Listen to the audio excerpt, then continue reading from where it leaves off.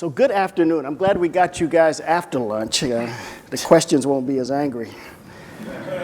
So how many of you are directly involved with private equity investing, either in a company that needs capital or in a company that's investing? How many? Show of hands, please. All right, that's a good number. And how many of you are interested in private equity investing as a possible career choice? Okay, it's most of the audience. So we're going to get started, and I want to contrast the difference between, a little bit of the difference between these two gentlemen. I'm going to introduce them the way they like to be introduced. At Stanford, number 72, center, Chase Beeler. Getting chills. Have to get up and run across the stage a few times. And I don't know whether this is a coincidence, but also at center, number 59 from Harvard, Dean Jacobson. Now, they both work for companies that are actively involved in this business. Dean's company has about $8 billion in capital. Chase's has about $2.5 billion. The difference also is in focus. Dean's company is more software and tech, whereas Chase's company is more broad-based, industrial, government services, financial services, healthcare, et cetera. So why don't we get started with a Bill Campbell question? So what comes to mind when I mention Bill Campbell's name? Why don't we start with you, Dean? Sure. So Chase knows Bill better than I do. I moved to the Bay Area in '99, right after I graduated, and I've done tech investing since the beginning. And if you lived in the Bay Area over that couple decades, Bill Campbell is he's a sacrosanct figure. Everyone knows him. And I remember I went to Stanford Business School, and I moved down from San Francisco to Palo Alto, and if folks have spent any time in the Bay Area, and particularly San Francisco, Palo Alto, they'll know the Old Pro, which is a bar down in. I think you guys might be going there. I went there one day, and I was sitting there with a buddy. I just moved to Palo Alto, and I start talking to this guy.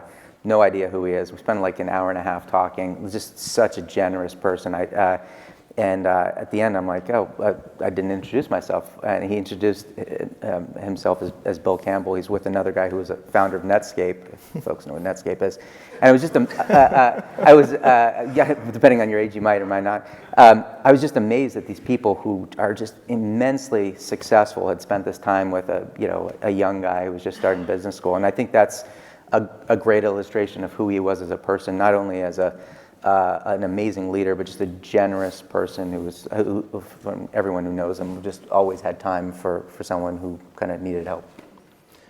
I'll play off of that a little bit, although I would say the first couple things that come to mind are a lot of curse words, which people have probably already broken that seal up here, but I'm going to try to keep it clean as best I can, and so I won't do that. But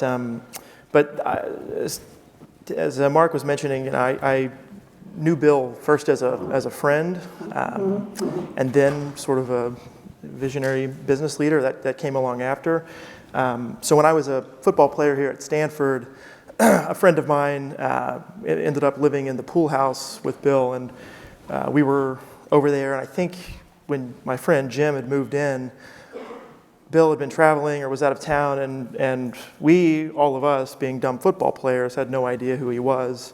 I had no nose for business at the time. I was a Russian and Soviet history major, so I didn't really even have a good understanding as to what capitalism was. But we were all over there hanging out in the pool, and Bill came back from this trip, and he came outside and he immediately started talking to us just like an old friend. And that's sort of how the relationship got started and how it evolved, and everything was always sort of done at a friendly and personal level, and of course only come to find out 3 or 6 months later or something like that, as our thinking evolved, just how impressive a person, an accomplished person in the business world he was. But that first point of contact, or the sort of foundation for the relationship, was more personal. But it was still sort of influenced by that spirit of generosity and empathy and the desire to bring people together and build community. And so that's what I think of when I think about Bill. Awesome. So another contrast point, number of employees, 65 at Excel KKR, 59 at Altamont. Mm-hmm. So how important, they're very small and nimble, so how important is the team when it comes to investing? Sure, I'll go first. I think about it in two ways. You've got the team as it relates to what happens internally at the firm, and then you've got the team as it relates to what's happening with the management teams at the companies in which we're invested. And so as it relates to the team at the firm, for us, everything that we do is within a group of 3 to 4 people. That's the deal team. And so from the very first day that we start looking at an investment to the day that we make the investment, through sitting on the board, through growing the company, through ultimately exiting the investment, that group of 3 or 4 people, assuming that nobody leaves the firm, that group of 3 or 4 people doesn't change. And it's a little bit like a football team in that sense that everybody has a role that they're supposed to play. The MD has a role, the VP has a role, the analyst and the associate all have discrete roles that they're expected to play, but everyone on the team is relying on them to execute against whatever their tasks are. And so that sort of interlocking set of skills and being able to trust your teammates that they're going to get the model right, or that they're going to not blow everything up because the MD doesn't know how to negotiate with who it is that we're making the investment, is all very important and a crucial part of the chemistry of the firm. And then as it relates to working externally with the management teams, the companies that we've invested with, it's also very much a team dynamic, and frankly, it's one of the things that I enjoy most about the work that we do. As far as private equity firms go, Altamont tends to be a little bit more operationally influenced or operationally focused, and so it's not to say that we take people from our firm and put them inside of the companies to run the businesses that we've invested in, but we are working very closely and hand in hand with the management teams, talking to the CEO or the CFO on a weekly or bi-weekly sometimes basis. And so because of that, you develop a very strong sense of camaraderie with them. And I don't know how you feel about this, but it's always a little bit bittersweet whenever you sell a company, because you've grown close to the management team, and those are friends in a lot of ways that you're going to lose. You're not going to be able to talk with them anymore, or at least not as frequently, and you've also sort of lost that common cause. But so I'd say it kind of comes across in 2 different ways, or in two different dynamics. But certainly, team is very important with both of those. Awesome. Yeah, I would echo most of pretty much everything that's said. And I think if you look at the bios in our firm, you'll see a lot of collegiate athletes. We see a lot of people who played football, lacrosse, baseball, kind of sports. And I think that's both it's intelligence, obviously, but it's hard work, it's teamwork, it's all the kind of factors that make teams successful. Some of the stuff you guys were talking about earlier. I would say that the unique thing maybe about software companies is if you think about investing in a widget manufacturing plant, right? They've got capital equipment and machines that build stuff. Software businesses are pretty simple businesses. It's like some code, it's some client contracts, and it's people. And at the end of all of that, it's really just people. And so when you're investing in a software business, it lives and dies on its people. And making sure that you're finding great leaders who support great cultures and team building is critical in our business, in all businesses, but particularly in software businesses. And I would say the thing that we have a similar model. We're kind of backers of teams, but we're pretty hands-on. The one thing you will find in our businesses is we tend to repeat use a lot of our best executives, and so it's not atypical to have the same CEO run 3 businesses over the course of 20 years, or the same VP of sales be VP of sales in multiple businesses, and I think it's one of the benefits of just doing one thing. Like, I'm unemployable in every regard except for investing in software businesses. So, knock on wood, this market keeps going. I think all of these guys want to know, you have to be a center to get a job in private equity? I mean, it is the smartest position in football. It helps. It certainly doesn't hurt. Here's the anger. How active are you as an investor? Dean, why don't you start here? Yeah, it's our model is predicated first and foremost on getting great management teams and providing capital and resources to help them be successful. And there's different flavors of private equity. There's folks who say, like, we've got an operational playbook and we're going to put people in and they're going to run the business kind of the way we want them to. And then there's folks who say, like, just keep doing what you're doing and we'll see you quarterly. We're kind of in between. Mm-hmm. And so I think our approach is really when we make an investment to create a value creation plan. So really align with the management on here's where we are, here's where we're going, and how are we going to get there. And then figure out, where do you need help? Where do we need to help bring in resources or people or capabilities? And then really align with the management team on linking arms to go do that. So, our cadence, we have quarterly board meetings and monthly board calls and weekly or bi-weekly calls either on operational stuff or we do a lot of M&A. Our portfolio companies tend to be very acquisitive. So there's a really natural cadence, but it's not really telling folks what to do. It's empowering them to go do it. I would echo a lot of that. We as a firm tend to look at investing more broadly than what Dean and his folks do. And we also look to invest in businesses that, for whatever reason, are going through some complexity or have encountered some complexity. We would say change-intensive situations, and that typically comes in two flavors. One, you have a business that's been family-owned for a very long time or founder-owned for a very long time, and the founder may be ready to start transitioning out, or the founder may be looking for capital to go and build a new plant or create some, launch some new project. And as part of that, they need to scale up, and they need someone who can come in and put some structure around that, provide them resources. Maybe that's in the form of additional folks on their management team, or maybe it's just someone who can help them find the right consultants that they need in order to go and build this new plant or whatever it might be. And so I would say because of that, we tend to be a little bit more operationally involved. Again, I've talked to the CEOs and CFOs of the portfolio companies that I work with at least once a week, and we'll oftentimes end up traveling out to see them maybe once or twice a month, depending on how far away they are and depending on how much tender love and care the business needs.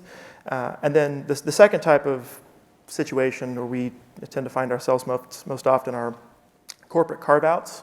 So some big industrial conglomerate has a division that, for whatever reason for them, has become non-core, and so they're looking to divest that or carve it out. And we'll come in and facilitate that, which oftentimes is very messy from a legal and accounting standpoint because you have to make sure the numbers are all clean. And in those instances, there oftentimes are whole new management teams that we have to put in because the division as it comes today may not have a VP of sales, or most likely doesn't have a CFO or a real finance and accounting function. And in those instances, we tend to be very operationally involved.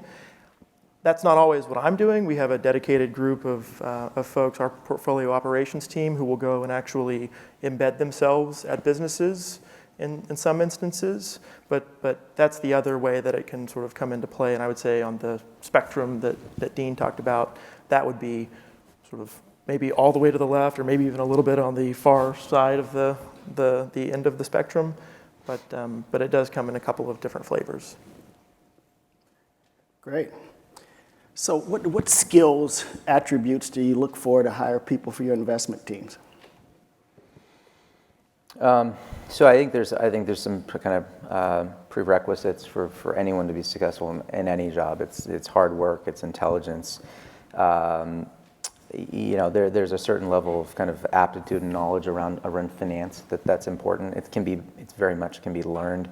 I think the thing that I look for, and we look for, and it's really important in a firm, private equity firms and venture capital and these sort of things can raise a lot of capital with not a lot of people. Hedge funds are kind of similar. And one of the things that kind of bind is culture. And so we candidly over interview. Every person we interview, like we'll meet every partner, no matter what level. We'll probably do 10, 11, 12 interviews before we hire, just because you think about, we have 4 offices, our biggest office is 40 people. You hire a couple bad folks and it really can change the kind of cultural dynamic of the firm. So cultural fit, and a lot of that, we always talk about the airport test, which is like your flight to wherever gets delayed and you're stuck in an airport for 4 hours with someone, do you want to be with this person? That surprisingly really does matter. And I'd say the last thing is multitasking. This is not a job where you have one defined project and you're just doing it. And so finding someone who can actually do a lot of things in parallel and drive it successfully is just critically important. Those would be the things I'd point to. Yeah, I think I would outline or would list a similar set of attributes. We talked a little bit a minute ago about the importance of the team and about the importance of feeling as if the folks you're working with, at least on a direct basis on the deal team, as if they have your back. And so it's a hard thing to test for in interviews, but there are certainly things that you can look for on resumes, which is the reason that we also, I think, relative to the rest of the population, tend to over-index to our hiring of either college athletes or even in some instances people who have spent time playing professionally. So I would say that's certainly a big one. I'll say one thing, because you mentioned the importance of having some aptitude for finance, and as I was interviewing as an intern at Altamont, which I've been at the firm my entire career, that was one thing that sort of kept me at bay or gave me some pause, because I thought, I studied Russian and Soviet history, what do I know about balance sheets or income statements or putting together these 25 spreadsheet LBO models that you have to do as an analyst or an associate. And I think what I've come to realize, and what we have as a firm, frankly, have realized, because now we're hiring a lot of people who don't have prior experience in finance or management consulting, is that those are all skills that can be taught and learned. And if you're at a place that encourages that as part of the culture, then you can bring people up the curve. It's the other things, the intangibles, the teamwork, the willingness to work hard, that is harder to teach, if not impossible. And so that's what we tend to hire for. Well, when things aren't going well in one of your portfolio companies, how do you react? How often do you have to replace CEOs? I can go first. I mean, it's part of investing. Our best investing. Our firm's been around for 20 years. It's had very good returns over the years. There's no company that just goes like this. There's always stuff that goes wrong, and it's one of the benefits of doing any job for a while is the highs aren't so high, the lows aren't so low. And so I think generally we have very much a partnership mindset and a belief that things are going to go bad, and part of what makes a good partner is how you react when things aren't perfect. That said, I think if there's one thing we do better today than we did 10 years ago, I joined the firm 11 years ago, is we do make changes quicker. And the truth of the matter is, the right person for a company at $25 million of revenue isn't the same person necessarily at $100 million or $200 million of revenue. And being honest and forthright with people about where they're being successful and where they're not is pretty critical to the company's success. And so it's the vast majority of this time, the CEO we have at the beginning is the CEO we have at the end. But there are situations where that person's not going to scale or they're not getting the job done. It's probably the worst part of this job, because you do build personal relationships, friendships with these folks, and it's a hard conversation, but that's kind of what you got to do. Yeah, I couldn't give you a percentage, the number of times that we've replaced a CEO over the course of our existence as a firm, but it's not often, and when we do have to do it, it doesn't feel great, because it just doesn't feel great to let someone go or to make a transition. And it's also a little bit scary because you may have the best contingency plan in place that you can imagine, but it's still changing out someone that can have a really sizable impact on the outcome of the investment, obviously. But I think if you're communicating with these folks or with the CEO transparently throughout the life of the investment, and you can do that at board meetings, and you can do that when you talk to them on a weekly or bi-weekly basis, it does help to, I think, lessen the blow a little bit, because if everyone's on the same page and if everyone's being transparent with one another, then it shouldn't come as a terrible surprise or shock. I know you guys had the $1 trillion coach talk before this, and I was flying back from Dallas this morning, and I was flipping through the book to see if there were things from that it would make sense to insert as part of this discussion. And I know one of the segments near the end, and as I think about my relationship with Bill and the way that I think he conducted himself with a lot of people, breaking down that wall between the personal and the business side of things. It's counterintuitive in some ways, but I think if you have a personal relationship, it can make having very tough, or personal-like relationship, it can make having very tough conversations easier, as counterintuitive as that might be, because you get the sense that the person you're having the conversation with really cares. And so I think, again, coming back to the point around having constant communication and transparency, that's the best way to go about handling it and managing it.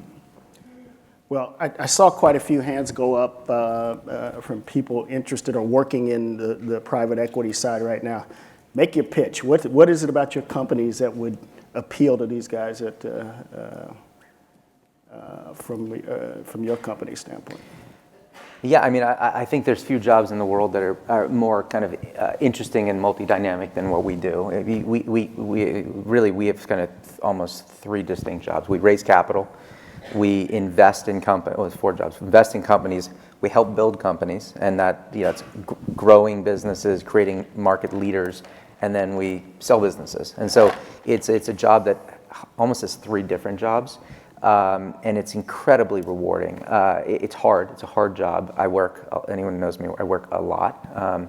But I mean, at the end of the day, you get to partner with people, build great businesses, world-class businesses, and at the end of the day, you've created jobs, you've created value, and it's probably worth spending a minute, because I don't think people fully understand this. So the way private equity firms work and venture capital firms, we raise institutional capital. So we raise money from, a lot of people think like our money comes from rich people. It actually doesn't. The vast majority of our money comes from foundations, university endowments, pension plans.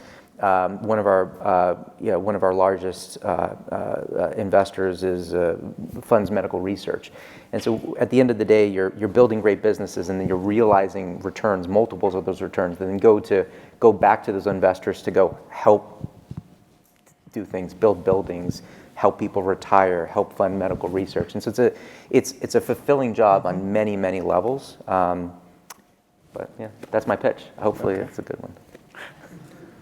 Well, we do happy hour at the Old Pro every Friday at 5 p.m. So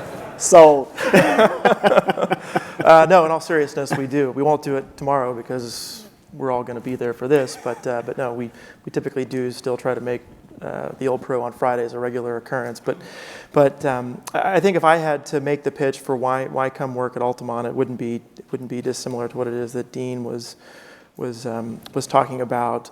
If you like participating in the building of businesses and helping management teams to grow a company 2-3 times the size of what it was when we invested in it, and putting your shoulder behind that cause, then it's a very rewarding job. It's also a very dynamic job. So if you like spending time looking at insurance businesses and meat distribution businesses and government contracting businesses, and you want to have the opportunity to go deep in those industries and deep in those verticals because you're curious, then it's a good line of work.